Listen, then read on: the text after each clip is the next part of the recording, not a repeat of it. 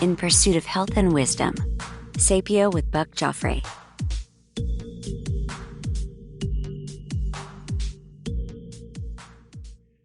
Welcome, everybody, to Sapio with Buck Joffrey. I'm Buck Joffrey. Last week, I had a show with Dr. Ellen Viglione. We did our sort of Ask the Doctor, one of those episodes, and we had a bunch of interesting topics to discuss there. And we had a particularly interesting discussion on the topic of human growth hormone, particularly as it relates to the use in middle age. I don't know if it's just men's clinics, but men and women, probably mostly men, who are trying to use it basically for longevity purposes or some kind of vitality purposes. Let's say, I'm not even sure that they're trying to live longer. It just makes you feel good. This is in an area that I think is really, really interesting. And so what I decided to do was to actually spend a couple of days really going and drilling down on the data a little bit and want to spend some time going over what I found with you. By the way, that is sort of the nature of the show and why I'm doing it in the first place, because whether or not there was a Sapio with Buck Joffrey, I would do this because I am very, very curious about a lot of these things that are out there and whether they are something that people should seriously consider, including myself, by the way, or not. So let's talk about growth hormone. First of all, what is it? What is human growth hormone? Well, essentially it is what it sounds like. It's a hormone released by part of a gland, a pituitary gland that sits right in to the front, right below your brain there, that promotes growth, right? Not surprising. Growth hormone promotes growth. Children who are deficient in growth hormone end up with short stature. You might have, I remember kids back in when I was growing up that were really small, and I know they were on some kind of therapy, and the next thing you know, they got super tall. Sometimes those kids were given growth hormone or drugs that stimulate growth hormone so that they can get taller before their growth plates close up. And so that's kind of what we know the medical use of growth hormone to be. And in some cases, people have an abnormal and ongoing high levels of growth hormone in their bodies as adults. And that can happen from like tumors of the pituitary gland that have like sort of this endless secretion of growth hormone, and it doesn't have a feedback loop. And when that happens, it can result in things called acromegaly or gigantism. Gigantism. Can you imagine what that means or what that's all about? Well, think Andre the Giant. He believed he had that gigantism. Or Lurch from the Addams Family. If you go watch reruns of that, almost certainly that was a guy who would have gigantism. So that's what growth hormone is. And let's talk next about what happens with growth hormone normally as we get older, because obviously, it's going to be different at different levels. In infancy, newborns, infants, growth hormone levels can be quite high initially due to hormonal adjustments after birth, but the levels kind of steady out. They're not super high, and they're not really sustained. Then during early childhood, growth hormone levels are, again, they're stable. They support steady growth. If you want to talk about numbers, the average growth hormone levels in children can be, somewhere in the 5 to 10 nanograms per mil levels, adequate for normal growth and development. And then in puberty, as you might imagine, growth hormone levels typically rise significantly, and that's to support all the rapid growth and physical changes that occur there. And peak growth hormone levels during this phase can double or more, or even more, or even higher than that, particularly during these growth spurts. And I can tell you from personal experience, I had a summer where I grew like 5 inches. Like in 3 months. It was crazy. I was like 5'9", and then I grew to like 6'2", and it was like, when I was 6'2" as a 7th grader. Isn't that crazy? I'm 6'4" now, but I did most of my growing early on because I think my growth hormone just went crazy, and boom, Then my growth plates closed, and that was all I had in me. But But that is an example of what growth hormone can do. My growth hormone must have been crazy high that summer, is all I can say. So it's doubling in puberty compared to childhood. Now, in young adults, say you're 20 years old, growth hormones then are going to be lower than during puberty, but they're still sufficient for normal metabolism and physical maintenance. Now, if you're talking about what those levels might be, it might be, say, 1 to 5 nanograms per mil, with occasional peaks during exercise or deep sleep. So at that point, we, again, we're at about half the level of childhood levels, about a quarter of what we were at puberty. And again, these are rough estimates, and it's kind of the best I could find. Part of the problem with measuring growth hormone, by the way, is that it's not the same all day long. It changes a lot, and we're going to get into that as well. But so once we hit our 30s, there's a gradual decline in growth hormone production. So at that point, the middle-aged adult could be, 0.5 to say 3 nanograms per mil. That's probably approximately the range there. And then when you get to, 60 and above, levels start getting real low. And often the range is like, 0.1 to say 1 or 2 nanograms per mil. And it's really reflecting this decreased growth hormone production that happens even with normal aging. By the way, when you are following growth hormone in the clinic, you usually aren't actually following the hormone itself in the labs. They don't look for growth hormone labs. And again, that is because those hormone levels are kind of all over the place during the day. What they're looking at is a proxy hormone typically, and it's that proxy hormone is called insulin-like growth factor, and we can just call it, or insulin-like growth factor 1, I should say, and we'll just call it IGF-1. And that tends to go up and down with growth hormone levels. It's just that the IGF-1 levels are more constant throughout the day to make it easier to measure than growth hormone, which fluctuates quite a bit more. Okay, so there are the basics of human growth hormone. And I gave you some numbers, but the thing to really understand at the end of the day is, okay, starts out, you're a baby, it's, and then it gets higher, and then you're in puberty, it spikes and it goes back down and gets to this certain level. When you're in your 20s, it's okay. In 30s, it starts to dip down a little bit. And then as you get older, it dips more and more and more and more. And then you might be low in the amount of human growth hormone you are. And what's low? Well, we can talk about that later too. But what I want to do is to discuss in this particular podcast the use of growth hormone and other drugs that increase human growth hormones in otherwise normal middle-aged people who technically may not have anything wrong with them clinically. In other words, if you measured them, their numbers would be somewhere in that, that range that we talked about is relatively normal. And the reason I want to talk about that is there are lots of these clinics out there that deal with human growth hormone supplementation. And the reason is ultimately that when people are on human growth hormone, they feel great. I was hanging out with this guy last weekend, probably his early 40s, and he's been on it for about 6 months. He said he feels great. He's burning fat. He's building muscle. He feels sharper. He's sleeping like a baby. And I'm like, wow, that sounds great. That sounds awesome. I got to tell you, I was feeling a little jealous. And that's one of the reasons I decided to dig into this topic as much as I am here. So here are some of the documented benefits of artificially increasing human growth hormone by either direct hormone use or I think what I would tell you later is preferable, which is the use of peptides that increase growth hormone by mimicking something called growth hormone releasing hormone. So the first thing is an improved body composition. Okay, so there's real research on this.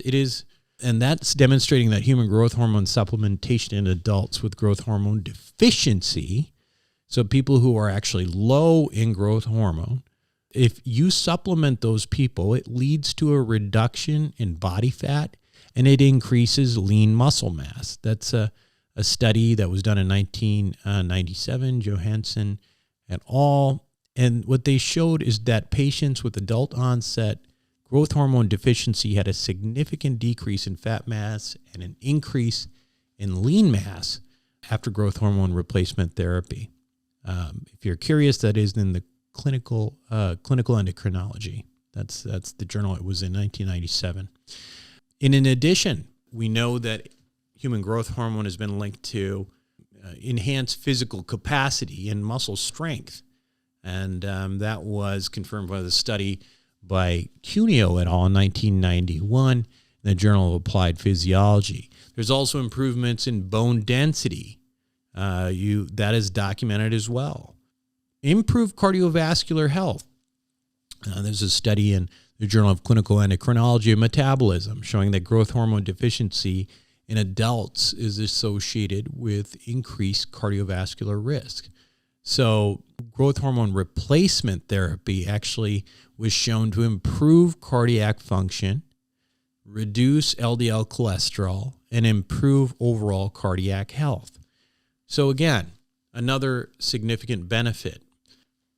Okay, so by now, it sounds like, people who are supplementing, they're losing fat, they're gaining muscle, they might be getting stronger.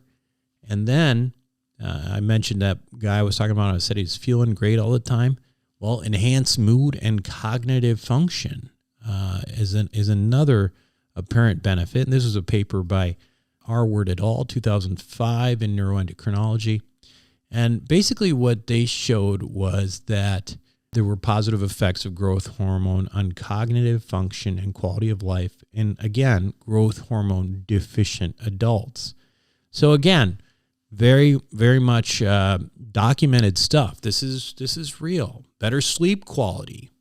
That was in JAMA, an article in 2000, basically indicating that growth hormone secretion is profoundly influenced by sleep, and that growth hormone deficiency or supplementation can affect sleep quality. So again, if you got problems with sleep, it seems to me that growth hormone should be something that you look into, or as we'll talk about later, study, but by testing IGF-1 levels. Improved exercise tolerance and energy levels have been observed with growth hormone therapy. Again, reports from a study in the Clinical Endocrinology Journal shows that exercise capacity in growth hormone deficient adults receiving growth hormone supplementation was significantly improved. And you'll excuse me if you don't like all the references, but I just want to point out that this is real data, right? This is real data. It's not, I'm trying to figure out the things that people are talking about, if there is, if it's backed by anybody studying it. And what we're finding is that it is. And skin as well. Growth hormone influences skin thickness and skin health. This guy was telling me, he's like, the first month, he's like, my skin feels fantastic. It looks great. I mean, this guy was like, he was preaching. He was like the growth hormone Mother Teresa or something. He was all about trying to spread the word and all that kind of stuff. But it was incredible. So anyway, all of these studies collectively illustrate this potential of all these benefits of growth hormone therapy in specific contexts. Particularly, though, I want to emphasize that they're showing them in individuals diagnosed growth hormone deficiency. And that's actually a very, very important point because, again, all of these studies were in growth hormone deficient patients. And when I was reading them, I was sitting there with my buddy, Alan Viglione, who, again, was on the show last week. And I asked him, Alan, how often do you just check for growth hormone deficiency in middle-aged people? In other words, how often do you test for IGF-1? And his answer was, unless there was something very specific suggesting some sort of growth hormone deficiency, almost never. And that's what I thought. I have never heard of IGF-1 being part of any sort of basic testing as a workup for what are very common symptoms, being overweight, having low energy, feeling a little slow. Those are pretty common in middle-aged people. And a lot of times we jump straight to sex hormone treatments. And maybe that's okay. Maybe it is in a lot of the case that, people just need to get their testosterone in order, or if you're a man, or maybe you need to, hormone replacement in women. And there's no doubt that makes a big difference. But I'm wondering if we should be screening those adults for growth hormone deficiency by testing IGF-1 as well. Now, there are a lot of doctors who listen to my shows, so if I'm saying something that you don't agree with, or if you have an answer to or more insight on as to why in the world we don't test for this, do me a favor, shoot me an email, buck@sapiopodcast.com.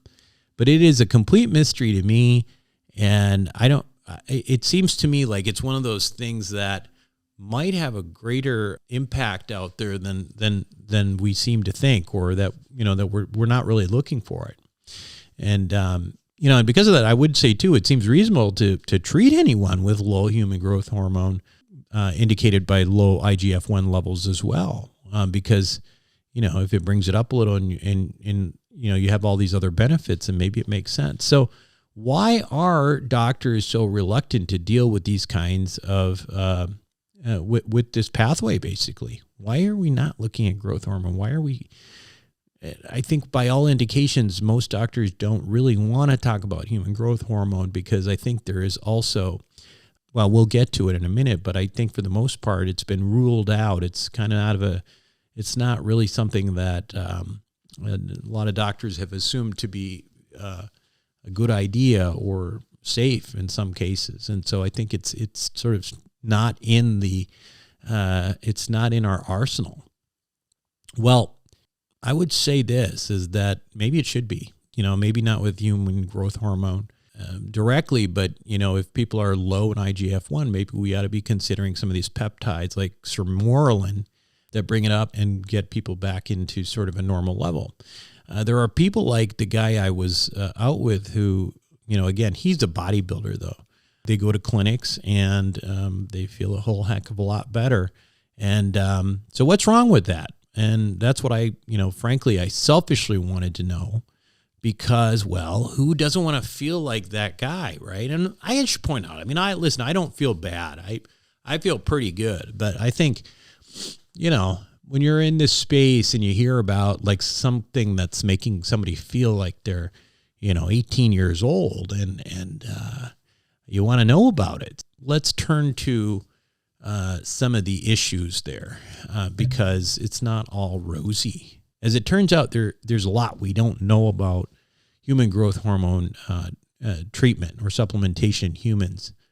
But there is enough that we should take a moment to know about the potential risks, at least. And what I found in my review of the literature is that while raising human growth hormone levels may make you feel good and look good in the short term, it is theoretically quite possible that it'll make you live a shorter life. On the one hand, human growth hormone has what we call anabolic effects.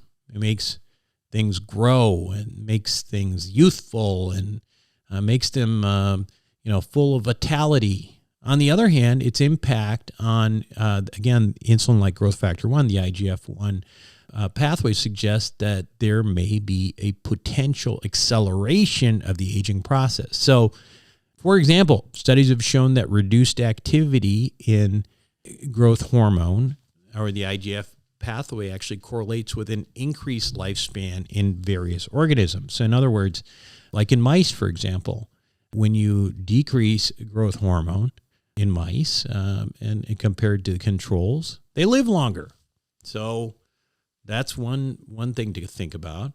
Now, this association is attributed to a decrease in growth signals, which in turn reduce the likelihood of cancer, which is, of course, a common age-related disease. And this increased risk for cancer is really a major recurring theme in what I found in my review of the literature. It's really what everybody's scared about. Growth hormone promotes rapid growth, and that means if you've got cancer cells, they will theoretically proliferate quicker. Now, it's not unusual for a healthy person to have cancer cells in their body at any given time and yet not have cancer. And that's what your immune system is for. Often takes those cancer cells out before they ever become a problem. But if you're on a hormone that really accelerates the growth of these cells, and these are highly metabolically active cells, you could, again, theoretically turbocharge those cancer cells and increase the risk of cancer. In mice, it definitely is the case that happens. Now, I will point out that almost all mice die of cancer. So it makes it particularly obvious in mice when they study. But, again, they die really quickly on growth hormone. So what about in humans? So there's not a huge amount of literature on this topic. However, there is an interesting study that is often referenced by people who talk about, cancer and some of these other things that are associated with potential growth hormone supplementation. So there's a study in Ecuador is on these patients with this rare syndrome called Laron syndrome, Laron. And basically, it's a syndrome characterized by growth hormone deficiency. And they followed these people for 22 years.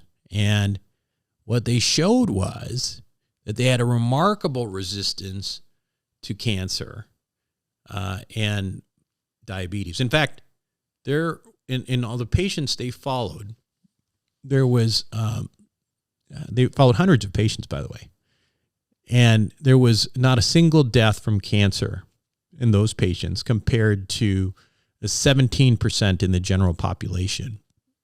So that's kind of what you would not what you would expect, but again, that sort of emphasizes that idea that maybe growth hormone may have a role in the development of cancer. Now, again, it's sort of a negative proof, right? Like if you don't have growth hormone, you don't get cancer. That's what it's saying. It's not saying if you supplement growth hormone, you're going to get cancer more often. But again, it's an indirect sort of indication that there is a correlation, at least, with cancer growth.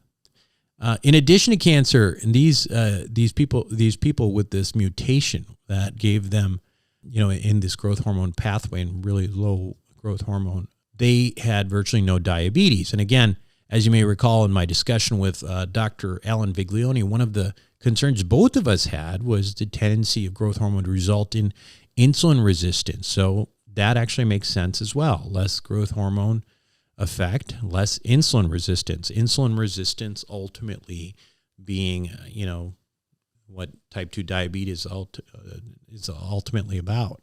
So that makes a lot of sense. Now, there were also a number of known biomarkers known to correlate with life extension in these patients, including decreased levels of a protein called mTOR. mTOR is the mammalian target of rapamycin. Okay. Now, this is important, okay, because I've talked about in the past about the various pathways that are thought to be involved with aging. We've talked about them as the pathways of aging, the sort of the grand master plan of aging, right?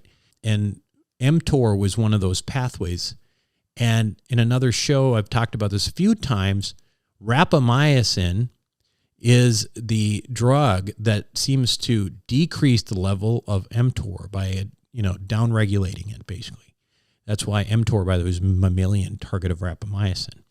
So downregulation of mTOR is something that's seen in these patients with less growth hormone. So again, maybe, this whole, mTOR thing is involved with, if you have growth hormone, you have more mTOR. And if you have more mTOR, you're likely to die earlier. So again, these are theoretical connections I'm making, and it's important to understand that. This is why doctors are worried about prescribing these kinds of things, even though they might in the short term make you feel good. They may make all sorts of positive benefits in your life in the short term. There is the theoretical aspect of potential causation of cancer, potential of upregulation of pathways that result in shorter lifespans. But again, that's theoretical. So the question is, in these people, because they had lower levels of growth hormone and they had lower levels of mTOR, did they live longer on average than people who did not have the syndrome? And the answer to that was no, they did not. They didn't live any longer. But oddly, it's hard to figure this one out because these same people, and it's hard to know, there's like some social stuff, stigma stuff. 70% of these people died from non-age-related diseases like alcoholism and accidents.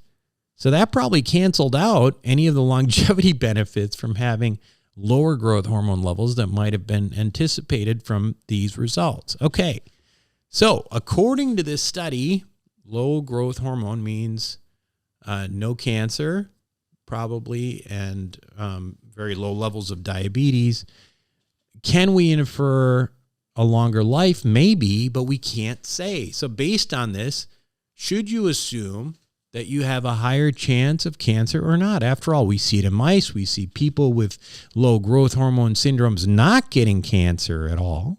So again, I want the answer to that question. So I'm looking in the literature. And what I found was, while there were studies that looked at this question, there was not a clear indication that there was any data that was strong suggesting that the use of human growth hormone or drugs that increase human growth hormone like sermorelin in adults increased the risk of cancer. In other words, you would think so theoretically. Right now, the literature simply does not show that's the case. It doesn't mean that it isn't the case. It just means that the data isn't there to say that with any level of confidence. On the other hand, in adults who are actually low in growth hormone, vis-a-vis low IGF-1 levels, they definitely show a benefit from treatment. As for mortality, well, some epidemiological studies have explored the relationship between IGF-1 levels and mortality. There was a study, Svensson et al. In 2004, Journal of Clinical Endocrinology and Metabolism. They found that low IGF levels were associated with higher mortality in elderly men. Again, let me reiterate that. In older men, lower levels, so in these older men, lower levels of growth hormone and IGF-1 were actually associated with higher mortality in elderly men. So basically, it's suggesting there's like a U-shaped relationship where both low and high IGF levels could potentially be detrimental. So, based on all I've talked about, I've come up with some, what I would say, take-home points for you, for myself. And to be very, very clear, this is not medical advice. This is just me digging in on this stuff and trying to tell you what I found. And hopefully it was useful. Hopefully I didn't bore the daylights out of you, because I find this stuff very fascinating. But here are my personal conclusions on this matter, and it is not medical advice, even though I am a physician. Number one, no one seems to test for low growth hormone in adults. They don't. That explains why I can't find any statistics as it relates to the incidence of decreased growth hormone or IGF-1 in adult populations. So more people should be tested for low IGF-1. I truly believe that to be the case from what I'm finding. And if found to be deficient, these individuals probably should be treated based on studies showing benefit in growth hormone deficient people, especially in the elderly. Number two, if you feel fatigued all the time, you got poor muscle development, you're overweight, you feel like crap, you should probably have your IGF-1 levels tested in addition to everything else that's being tested. People are going to test you for thyroid hormone. They're going to test your sex hormones, but IGF should probably be included in that as well. IGF-1 levels as a proxy for human growth hormone. Number 3, again, the elderly should absolutely be tested. And the use of growth hormone or some of these peptides to increase growth hormone probably should be studied for the use of in sarcopenia, which we've talked about before, which is sort of the wasting of muscle as we get older, why we need so much more protein. It may very well be the case that keeping growth hormone levels higher in this patient population could provide benefit to not only lifespan, but health span as well. Now, for the middle-aged person with growth hormone or IGF-1 levels that are normal, then the question is, and again, by the way, this is really ultimately who gets growth hormone the most right now, outside of children who have got growth problems, but people who are basically going in there to growth hormone clinics and they just want to feel better. So I would say if you're thinking of doing that, my personal feeling on this is I would be cautious, okay? Get all your cancer screening done first.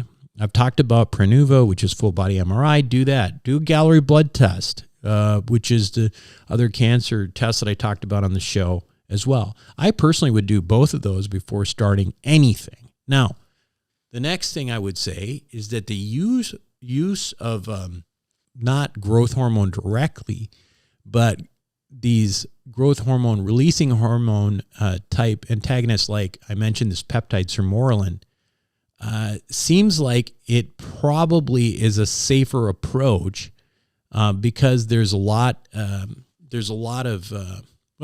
reasons for that. First of all, the indirect method of increasing human growth hormone levels by the releasing hormone things.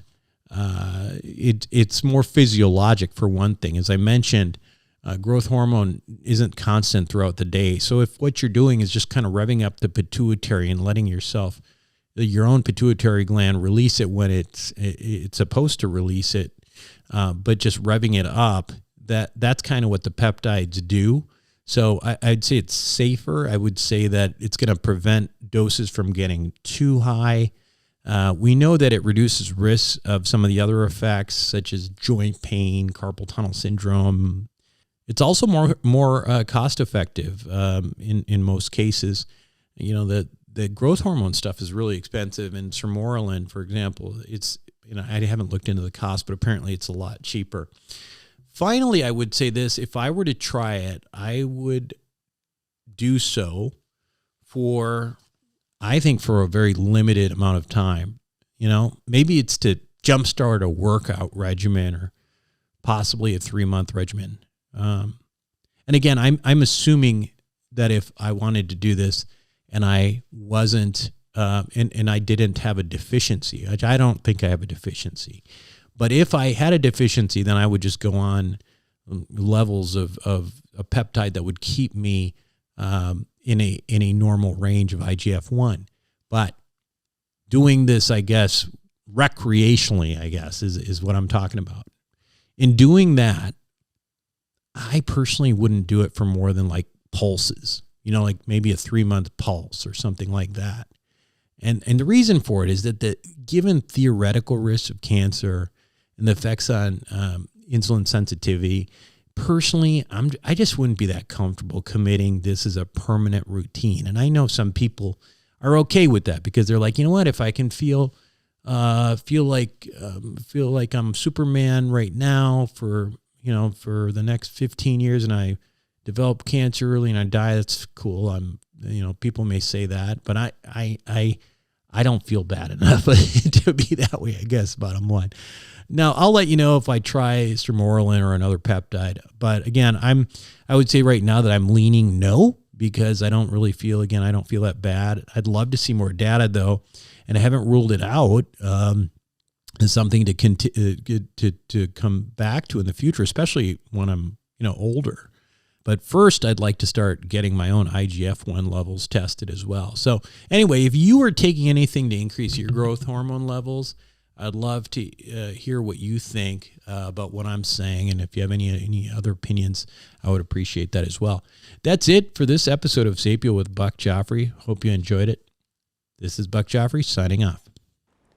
Thanks for listening to Sapio with Buck Joffrey. A quick reminder that while I am, in fact, a surgeon, nothing I say should be construed as medical advice. Now, make sure to include your physician in any medical decisions you make. And also, if you're enjoying the show, please make sure to show your support with a like, share, or subscribe. Until next time, this is Buck Joffrey for Sapio with Buck Joffrey.